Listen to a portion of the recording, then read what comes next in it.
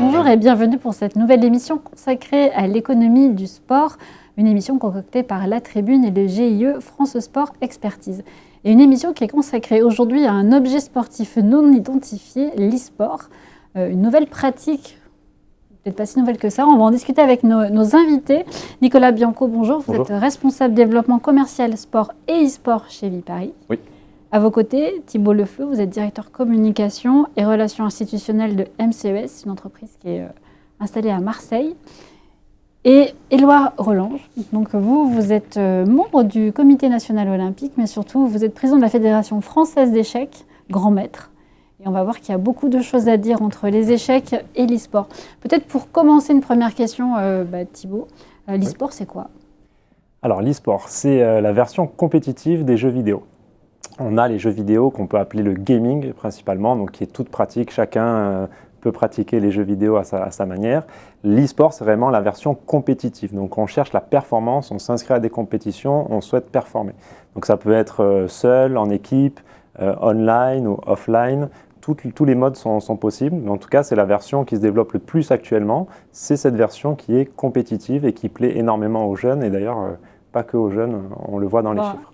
On va le voir, on va peut-être même en parler tout à l'heure. L'e-sport, c'est quoi pour Nicolas et Viparis ? Alors, l'e-sport, c'est un secteur, donc, comme le disait Thibault, qui est en plein développement et donc en se développant a besoin d'exister en offline et donc dans le cadre d'événements. Pour nous, c'est une vraie source d'inspiration. Il faut savoir que Viparis est exploitant de site dans un cadre plus traditionnel, en accueillant des salons, des congrès, des événements corporate.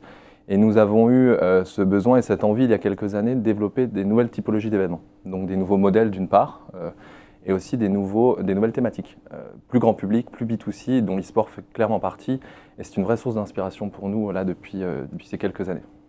Je ne vais pas demander à Éloi forcément c'est quoi la définition de l'e-sport, mais par contre, dans ce qui vient d'être dit, vous trouvez des points communs avec les échecs ? Oui, le premier point, c'est l'aspect performance. C'est-à-dire qu'aux échecs, c'est un sport donc, reconnu par le CNOSF depuis quelques mois et par le ministère des Sports depuis quelques mois également à part entière. Donc on est toujours en recherche de performance, mais l'aspect physique ne transparaît pas réellement quand on joue aux échecs. C'est-à-dire qu'effectivement on est concentré, mais ça reste très intérieur.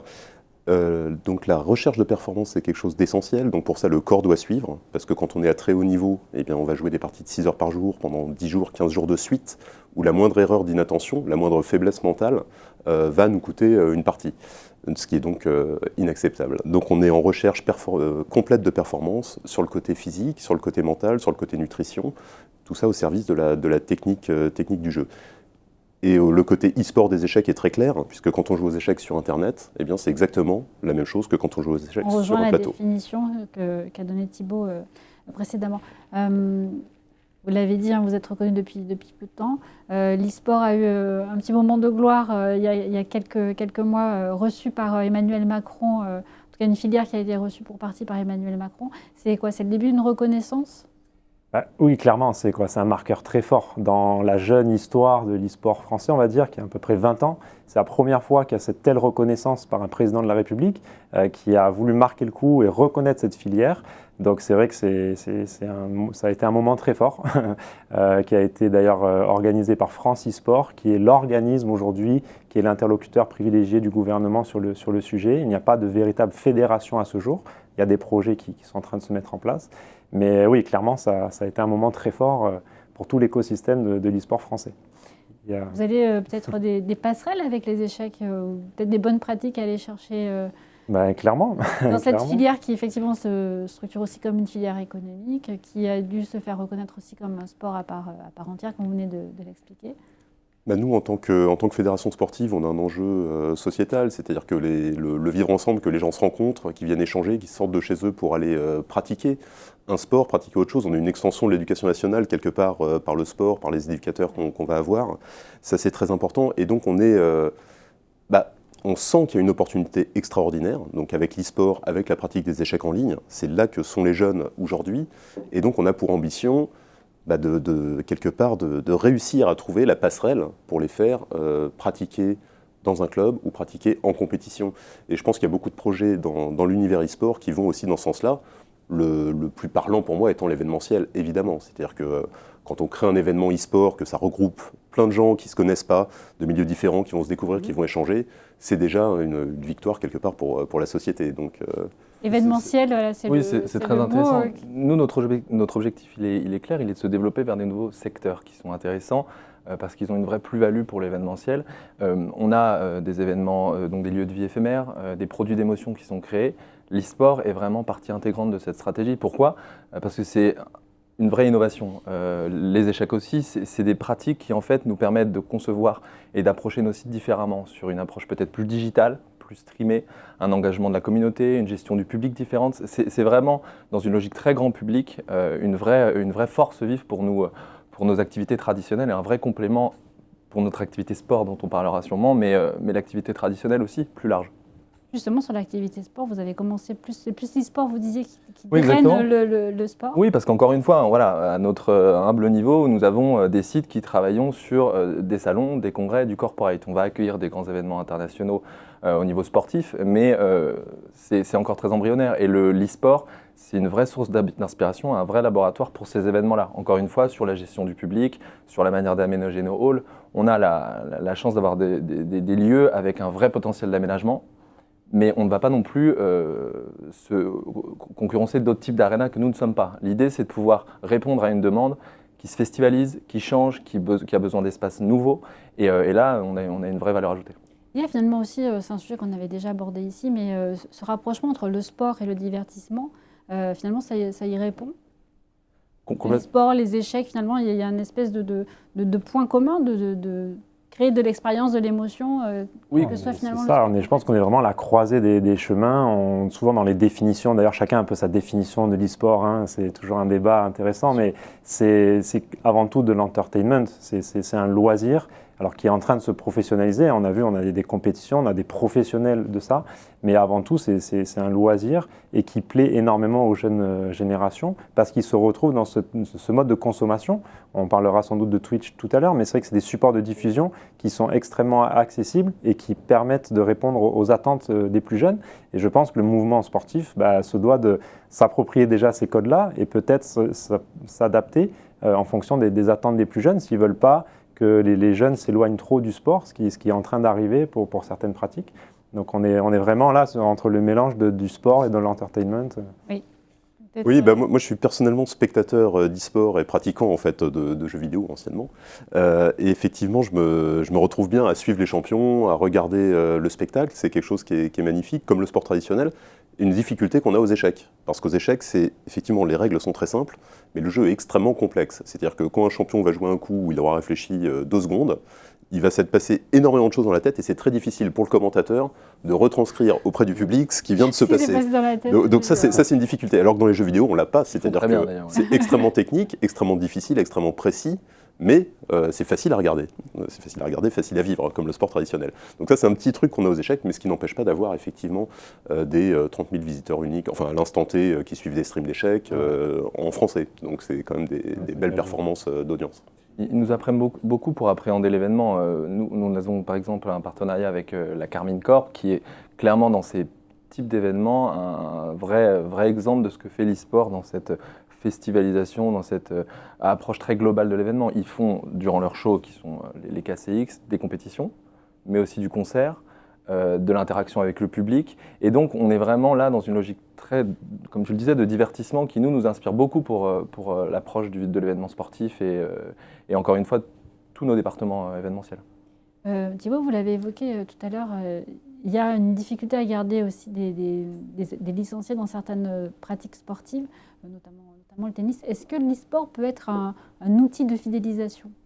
Alors en tout cas, c'est la réflexion qu'a eu la Fédération française de tennis, qu'on accompagne sur les 2 prochaines années, parce qu'ils se sont dit comment redonner de l'attractivité à nos clubs amateurs et surtout à garder cette tranche d'âge des 13-16 ans, on va dire, qui ont tendance à quitter les fédérations. Alors c'est un constat qui est assez global, hein, ce n'est pas forcément que lié au tennis, c'est une tranche d'âge qui est hyper stratégique. Donc comment l'e-sport peut nous aider à redonner de l'attractivité, à garder nos licenciés dans les clubs et pourquoi pas même en attirer des nouveaux en appliquant, en créant des sections, des véritables sections e-sport au sein des clubs. Donc c'est ce qu'on est en train de mettre en place avec la Fédération française de tennis au niveau national. On va partir sur une quinzaine de clubs tests dès la fin de l'année, avec des pôles de 4 PC. Donc on parle de véritable e-sport, hein, ce n'est pas de la console, c'est des PC gamers pour jouer à des jeux comme Fortnite ou Rocket League, pour justement redonner l'attractivité par la passion des jeux vidéo et utiliser ce prétexte pour les ramener sur les terrains de tennis. C'est bien là la finalité et c'est ce qu'on fait depuis 4 ans maintenant chez MCES. Parce que vous avez un modèle qui est un peu voilà, exactement. bicéphale presque. On fait ça depuis 4 ans, donc on a développé une vraie expertise, on a formé aussi des coachs qui sont capables de faire autant des séances d'e-sport que des séances de sport.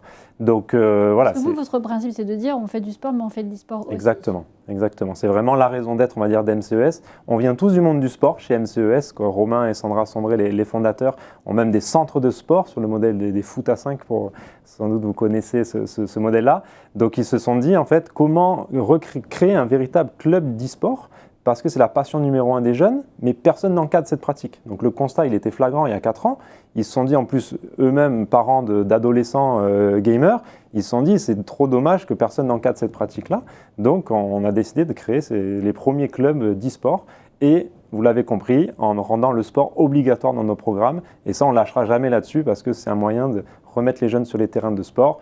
On répond aussi aux problématiques de sédentarité et tous les problèmes de santé que ça peut engendrer malheureusement. Donc on a une vraie vocation sociétale aussi de ramener les jeunes sur les terrains de sport.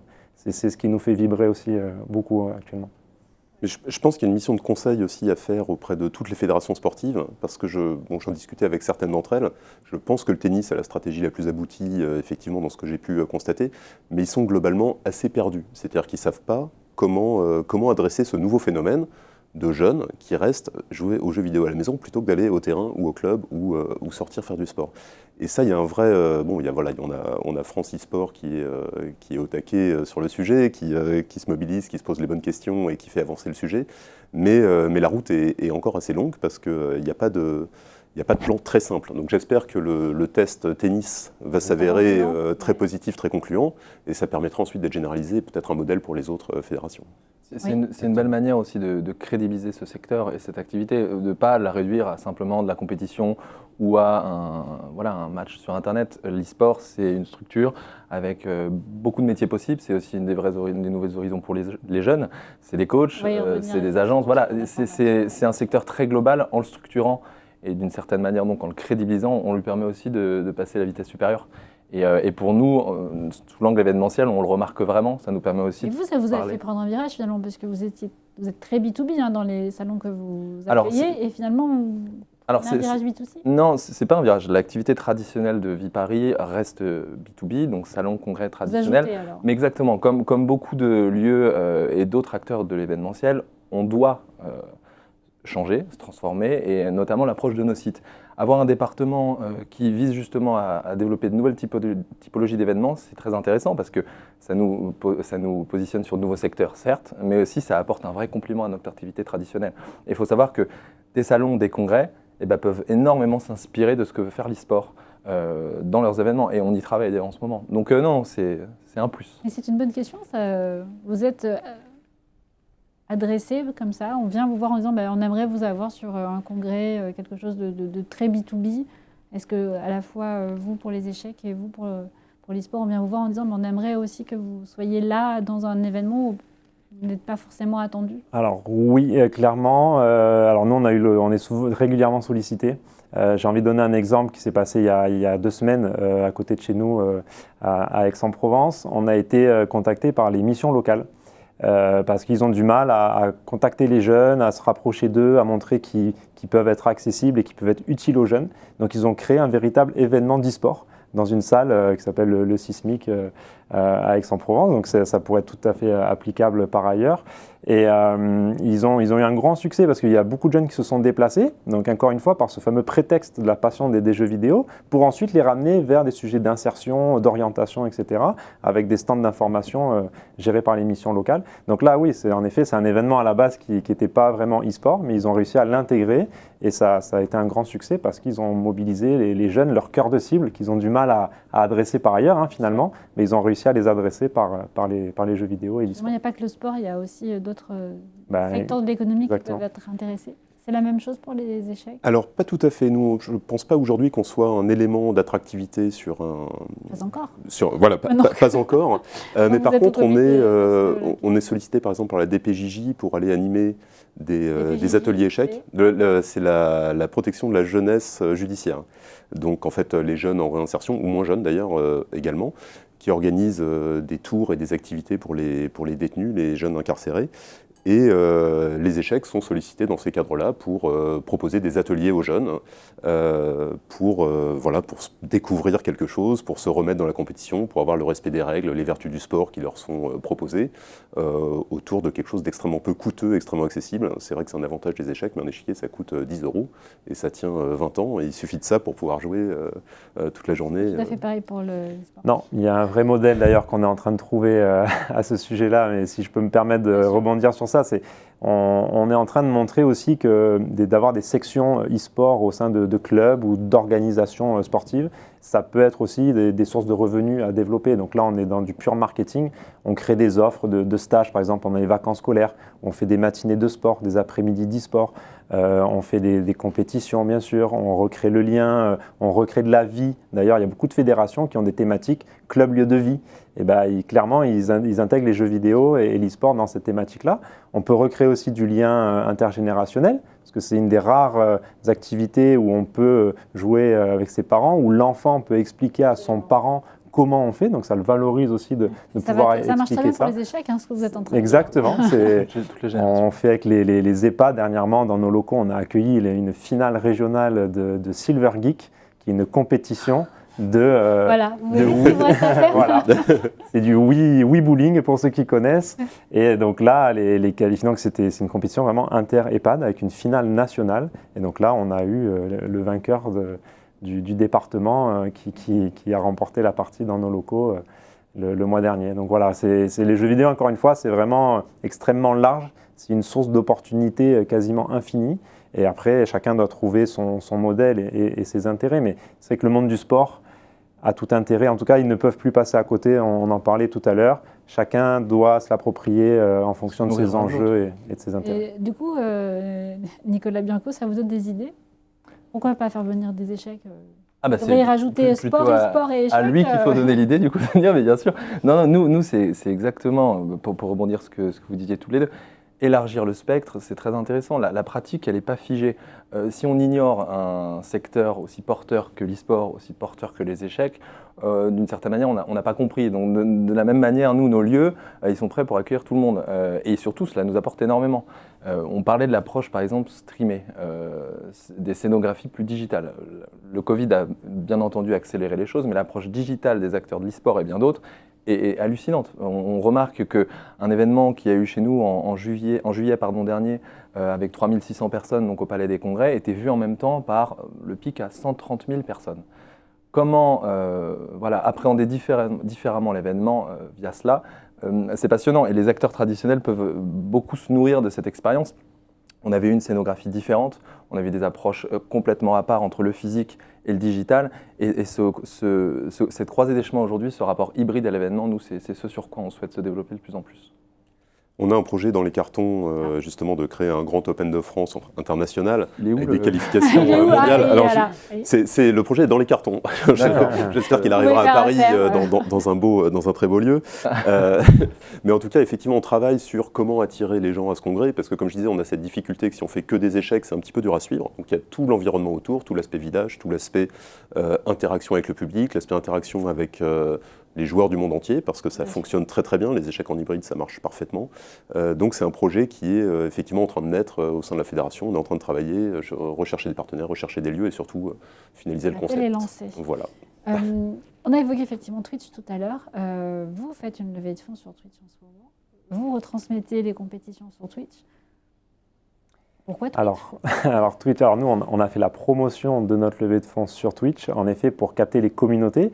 On a trouvé une plateforme qui s'appelle Seeders qui a la possibilité d'intégrer toute personne qui souhaite rentrer au capital d'MCES à partir du moment où elle est majeure et à partir de 15 €. Du financement participatif. Exactement, mais pour ça on n'utilise pas le terme de crowdfunding parce que c'est de la véritable prise de participation, on devient actionnaire véritablement, alors forcément en fonction du montant investi dans la structure, mais c'est pas du véritable crowdfunding comme on le connaît sur une base française. Il y a le côté participatif. Exactement, en tout cas ouvert à tous. Donc on a fait une émission spéciale sur notre chaîne Twitch pour expliquer comment ça fonctionnait, quels étaient les enjeux de développement aussi pour MCES. Donc en effet, là, on a encore 15 jours de levée de fonds pour finaliser l'objectif. On est à 88% de l'objectif. Donc voilà, on espère bien sûr finaliser tout ça et permettre une croissance. Notamment, les enjeux pour nous, c'était d'accélérer sur la structuration du monde amateur et justement accélérer avec le travail auprès des fédérations en misant sur l'exemple Fédération française de tennis qui a été présenté tout à l'heure. On aimerait vraiment accélérer sur ce sujet-là. Aller vers d'autres fédérations qui auraient tant besoin que... Et devenir le leader, notre objectif, en tout cas annoncé sur cette levée de fonds, c'est de pouvoir devenir le leader européen de l'e-sport amateur. Et notamment en étant l'interlocuteur et le partenaire des fédérations et des organisations de sport. Twitch ? Oui, Twitch, alors essentiel parce que effectivement ça a changé. Maintenant, c'est plus les médias qu'on suit, c'est les influenceurs. Il y a une vraie, ça a vraiment complètement changé, une bascule totale. Donc c'est important pour nous d'avoir des influenceurs qui proposent des contenus adaptés aux jeunes, donc vivants, sympathiques, avec une petite dose de voilà, une petite de folie, exactement. Et on a justement quelques influenceurs échecs qui commencent à échanger avec d'autres influenceurs de l'e-sport. Tous les hard triers se mettent toujours à faire un petit coup d'échec par-ci, un petit coup d'échec par-là, avec des objectifs de classement Elo. Donc on bénéficie effectivement de cet univers Twitch qui est un public qui est énorme. Ils sont tous sur Twitch. Enfin, tous ceux qui veulent suivre du sport et de l'e-sport vont sur Twitch, ils vont pas sur YouTube, ils vont pas sur Facebook. C'est là que ça se passe. Donc forcément, on y est, on propose des programmes, on a des tournois qui sont retransmis, on a des parties pédagogiques, on a des très bons streamers également pour tout type de niveau, tout type de population. Et c'est sur Twitch, donc cherchez Échec sur Twitch. Et Viparis est sur Twitch ? Alors les organisateurs chez Viparis commencent à bien sûr apprendre de plus en plus Twitch, surtout dans notre domaine, sport and entertainment, mais c'est, voilà, je me répète un peu, mais c'est l'approche d'une scénographie digitale via Twitch, elle est très intéressante. Quand on limite un événement à 3500 personnes, quand on l'ouvre à 150 000 personnes, c'est pas pareil. Et c'est là la puissance de Twitch et l'e-sport, les échecs sont des vraies locomotives. De voir que tous les sports, toutes les pratiques, quelles qu'elles soient, suivent le même mouvement. Le champ des possibles est bien plus important et je pense que le Covid nous a fait beaucoup de mal à l'événementiel, mais aussi beaucoup de bien en nous permettant de nous transformer et en accueillant ces nouvelles pratiques avec bienveillance. Et aujourd'hui, je pense que c'est un vrai cercle vertueux pour eux, comme pour nous, et pour nos clients plus traditionnels qui ont vraiment besoin aussi d'innover. Et l'e-sport, les échecs et d'autres types d'activités, on a accueilli Magic the Gathering, d'autres jeux de société ou de cartes, leur permettent de le faire réellement. Sur Twitch, moi j'aime bien, alors parce que j'ai découvert la plateforme il y a 4 ans, donc j'aime bien faire mon témoignage. Et c'est vrai qu'on se prend très vite au jeu, parce que c'est une plateforme en fait qui permet de l'interaction avec la personne qui crée du contenu. Donc ce qu'on ne trouve pas à la télé ou sur des réseaux, des médias plus traditionnels, là il y a une vraie proximité, une interaction possible, notamment via le chat, où on peut envoyer un message à la personne qui est en train de streamer et qui peut interagir en remerciant pour le petit mot, en répondant à sa question, etc. Donc c'est vrai que là, encore une fois, les codes de la jeunesse se retrouvent vraiment sur ce genre de plateforme. Ça colle exactement à leurs attentes, contrairement aux modèles plus traditionnels, que les télés, la presse écrite, même aujourd'hui Facebook, on le sait, les jeunes, ça fait bien longtemps qu'ils ne sont plus dessus. Donc c'est aussi un moyen d'attirer les marques. Nous, notamment nos principaux sponsors, viennent en partie pour pouvoir exister aussi sur la plateforme Twitch. On a bien sûr notre propre chaîne, donc on peut créer tout type de contenu. Il y a une liberté qui est totale sur Twitch. Donc voilà, c'est un média vraiment passionnant. On est convaincus, nous, que peut-être chaque entreprise demain qui a une page LinkedIn, demain, elle aura sans doute sa chaîne Twitch aussi pour créer des contenus. Le live, on tend au tout live, clairement. Donc là, Twitch permet ça. Donc c'est vraiment un média qui est vraiment passionnant à suivre et à développer. Mais il y a un devoir de responsabilité aussi, c'est-à-dire que là c'est un peu comme les radios libres, tout le monde peut aller twitcher, pour peu que la personne soit souriante, sympathique, très dynamique et compétente sur ses commentaires, va pouvoir avoir une audience qui va se construire. Et c'est une personne qui a priori n'est pas spécialement formée, on va dire, aux codes sociétaux, donc qui peut donner des mauvaises idées aussi. Hein. Donc ça c'est un vrai sujet. Je ne sais pas comment il est adressé. Il est de même que adressé pour par les Twitch, formateurs dans clairement. l'e-sport. Là si on revient sur le côté hors Twitch, à la fédération effectivement on a des diplômes fédéraux pour nos animateurs. Il faut qu'il y en ait aussi dans le e-sport. Et effectivement, en structurant une filière, ça veut dire aussi encadrer, former, diplômer, enfin avoir en tout cas une formation. Clairement, alors nous on a abordé ce sujet-là dès la création du projet MCES, qu'on avait la vocation de créer des clubs d'e-sport. Donc qui dit club dit éducateur. Donc on s'est rapproché du comité régional olympique et sportif de la région sud, on s'est greffé en fait sur un diplôme qui s'appelle le BPGEPS APT Sport.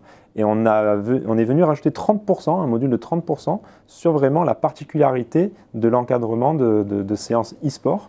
Donc, ce qui permet en fait aux jeunes qui passent ce diplôme-là d'avoir la double compétence. Ils peuvent autant encadrer du sport que de l'e-sport. Et c'est vrai que nous, dans nos programmes qu'on développe, dans nos centres, on a des centres actuellement à Toulouse, à Marseille, à Paris, en partenariat avec le Paris Université Club. Donc clairement, on est en train de créer aussi un nouveau métier avec, encore une fois, la double compétence pour que la personne puisse encadrer autant des séances de sport que des séances d'e-sport. Mais c'est vrai que voilà, on a une responsabilité là-dedans parce que c'est tout nouveau, ça peut devenir n'importe quoi comme ça peut devenir extraordinaire et c'est en train de se construire sous nos yeux. Clairement. Et sur Twitch, juste pour revenir sur la modération, c'est vrai que c'est un point clé, hein. Vous faites bien de le mentionner parce que il faut faire attention, on s'adresse à des publics très jeunes. Ça peut faire peur aussi. Hein, voilà, c'est vrai, les parents aussi ont besoin d'être rassurés en voyant leurs enfants être beaucoup sur la plateforme. Il y a une modération qui est quand même très forte sur Twitch. D'ailleurs, régulièrement, il y a des chaînes qui sont ban, on appelle ça ban, donc bannies, parce qu'ils n'ont pas respecté les codes de la plateforme. Il y a les insultes, certains mots sont interdits, etc. Donc oui, là-dessus, Twitch fait vraiment un travail très très important parce qu'ils sont tout à fait conscients de l'importance de rassurer et d'avoir des contenus tout à fait corrects sur la plateforme. Mais tout l'enjeu de garder cette authenticité tout en l'encadrant et ça va être un vrai enjeu. C'est ça le challenge pour Twitch, c'est un challenge. Ouais. Pour revenir à ce que disait Thibaut juste avant, la structure aussi du secteur e-sport et des échecs et d'autres types de secteurs nous permettent de nous rendre compte de la globalité des événements qu'on peut accueillir. C'est-à-dire par exemple, on accueille des compétitions, mais pas seulement. Je parlais du sport avant tout, nous étions spécialisés par exemple dans l'accueil de broadcast center, de tirage au sort ou encore de fan zone. L'e-sport c'est pareil, c'est pas seulement de la compétition ou des viewing parties, ça peut être des convention fans, des fan zones, des événements plus médias, des événements d'influenceurs, il y en aura de plus en plus. Et pour en revenir à ce que nous proposons par exemple avec les sites Viparis, ce n'est pas seulement une approche compétition, c'est pouvoir, grâce à 12 sites, parce qu'on a quand même une complémentarité de sites très bien différente, approcher ces événements différemment et répondre à des besoins qui sont de plus en plus variés. Plus on structure, plus on crédibilise, plus on varie aussi le spectre et là on est ravis de pouvoir y répondre. Est-ce qu'on doit souhaiter à l'e-sport la même belle aventure que les échecs, reconnus par le Comité national olympique ? Ça serait une super nouvelle, je pense, en effet. Après, aujourd'hui, il n'y a pas besoin de cette reconnaissance pour développer. Preuve en est, hein, c'est un secteur qui est en train d'exploser, de se développer d'une façon folle sans être reconnu par les institutions. Par contre, sur les rapprochements plus sociétaux, j'ai envie de dire, je pense que ça serait important quand même qu'il y ait cette reconnaissance.